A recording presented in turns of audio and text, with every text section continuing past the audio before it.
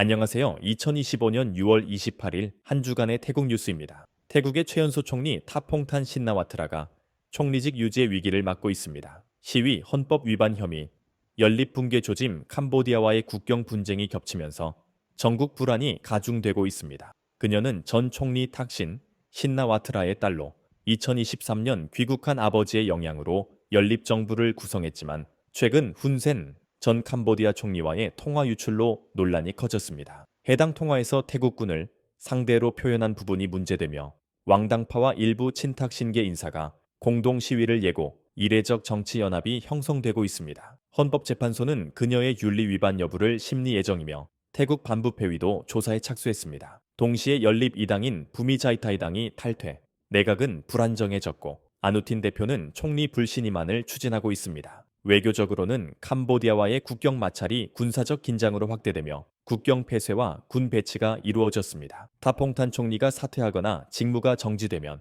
국회는 이전 총선 후보군에서 새 총리를 선출하게 됩니다. 여권 내부에서는 차이카셈, 아누틴, 프라윕 등의 이름이 다시 오르내리고 있습니다. 전국의 향방은 시위 규모, 헌재 판단, 연정 내 분열, 외교 갈등에 따라 좌우될 전망입니다.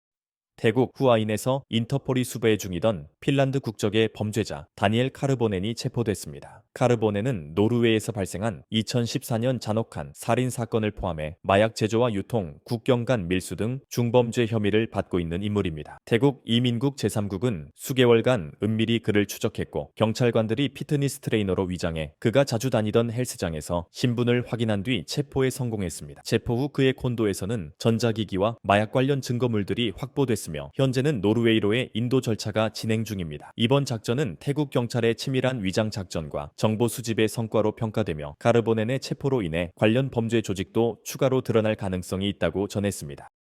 태국의 재무장관은 목요일 미국과의 18% 관세 인상에 대한 합의가 끝났다는 보도를 부인했습니다. 그는 해당 수치는 단지 계획상의 가정일 뿐 아직 확정된 것이 아니라고 밝혔습니다. 태국 정부는 오는 7월 9일로 다가온 관세 유예 종료 시점을 앞두고 현행 관세 유예 조치를 연장하기 위해 강하게 협상 중입니다. 협상단은 현재의 10% 기본세율 유지를 목표로 하고 있으며 이 입장을 굽히지 않고 있습니다. 이러한 관세 논란은 태국 경제의 먹구름을 들이우는 시점에 터졌습니다. 태국 상공회의소 대학교는 2025년 GDP 성장률 전망치를 1.7%로 하향 조정했습니다. 이는 국내외 리스크 증가에 따른 것으로 태국 경제의 불확실성이 심화되고 있음을 보여주고 있습니다.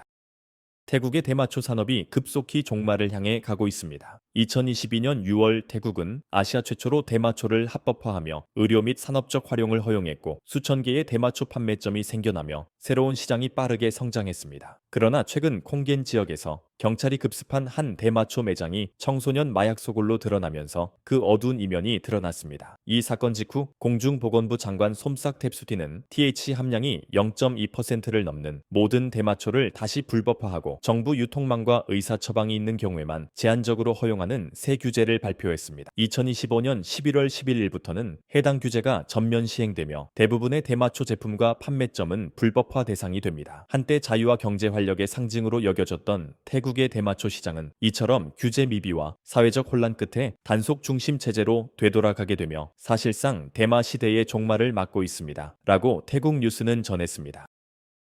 치앙마이에서 한국인 관광객이 불법으로 치킨 푸드트럭을 운영하다 경찰에 적발됐습니다. 관광경찰은 제보를 받고 수사에 착수했으며 지난 6월 24일 한 쇼핑몰 앞에서 한국식 프라이드 치킨을 판매하던 남성을 현장에서 체포했습니다. 조사 결과 그는 관광비자로 입국해 노동허가 없이 직접 요리하고 손님을 응대해온 것으로 밝혀졌습니다. 해당 사업은 태국인 아내 명의로 운영되고 있었고 현지인들 사이에서 인기를 끌고 있었습니다. 경찰은 그에게 불법 취업 혐의를 적용하고 치앙마이 산사이 경찰서로 이송해 법적 절차를 진행 중입니다. 관광경찰은 불법으로 일하는 외국인을 목격한 경우 한라인 1155나 관광경찰 앱을 통해 즉시 신고해 줄 것을 당부했습니다.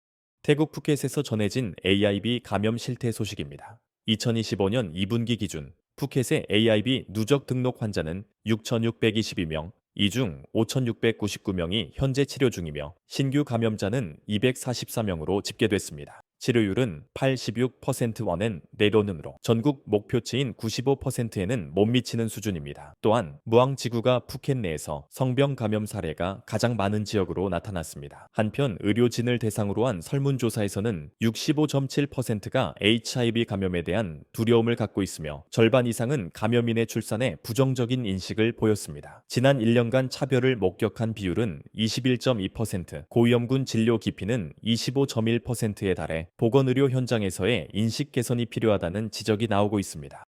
2025년 6월 26일 오전 11시경 태국 파타야에서 납치되어 커피숍으로 도망쳐온 러시아 언론인 다비드 블랭크 씨가 경찰에 의해 구조됐습니다. 그는 전신에 폭행 흔적이 있었고 양손이 수갑에 채워진 상태였습니다. 블랭크 씨는 방콕에서 파타야로 이동해 호텔에 머물던 중 러시아인 4명에게 납치되었습니다. 이 중 한 명은 그가 아는 인물이었고 이들은 총기를 들이대고 머리에 비닐을 씌운 채 수갑을 채우고 폭행했습니다. 납치범들은 여자친구에게 돈을 요구하며 협박 영상을 보내기도 했습니다. 여자친구는 몸값으로 약 500만에서 600만 바트, 한화 약 2억 5천만 원 상당의 롤렉스 시계를 방콕 거리의 나무 아래에 숨겼고 이후 범인들은 비트코인 약 200만 바트, 한화 약 8천만 원을 추가로 요구해 피해자에게 송금시키고 도주했습니다. 경찰은 같은 날 저녁 라용 지역의 파인애플 밭에 버려진 차량을 발견하고 해변 거리에서 러시아인 용의자 안톤을 체포했습니다. 그는 체류 비자도 초과한 상태였으며 경찰은 현재 나머지 공범들을 추적 중입니다. 이번 사건은 국제 범죄 조직의 조직적 범행으로 보이며 태국 경찰은 수사를 확대하고 있습니다. 이상 한 주간의 태국 뉴스였습니다. 감사합니다.